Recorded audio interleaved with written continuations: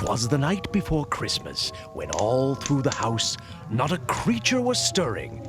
Not even a mouse? Oh, good. The stockings were hung by the chimney with care, in hopes that St. Nicholas soon would be there.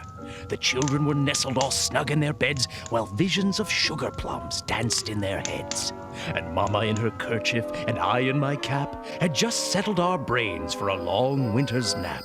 When out on the lawn there arose such a clatter, I sprang from my bed to see what was the matter.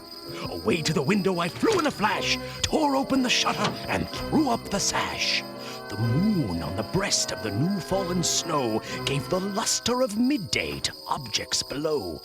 When what to my wondering eye should appear but a miniature sleigh and 8 tiny reindeer.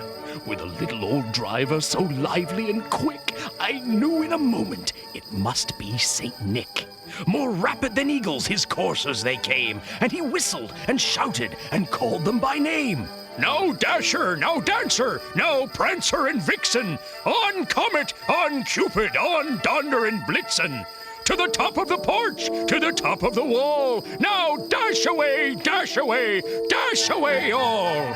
As dry leaves that before the wild hurricane fly, when they meet with an obstacle, mount to the sky, so up to the housetop the coursers they flew, with a sleigh full of toys, and St. Nicholas too. And then, in a twinkling, I heard on the roof the prancing and pawing of each little hoof. As I drew in my head and was turning around, down the chimney St. Nicholas came with a bound. He was dressed all in fur from his head to his foot, and his clothes were all tarnished with ashes and soot. A bundle of toys he had flung on his back, and he looked like a peddler just opening his pack.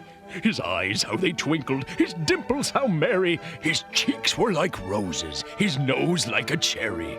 His droll little mouth was drawn up like a bow, and the beard of his chin was as white as the snow.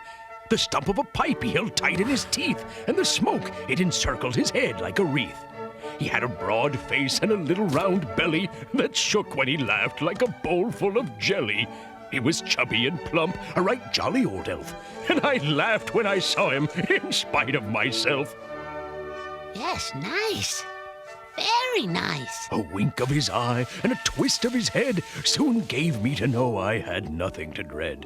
You! He spoke not a word, but went straight to his work, and filled all the stockings, then turned with a jerk, and laying a finger aside of his nose, and giving a nod, up the chimney he rose. He sprang to his sleigh, to his team gave a whistle, and away they all flew like the down of a thistle.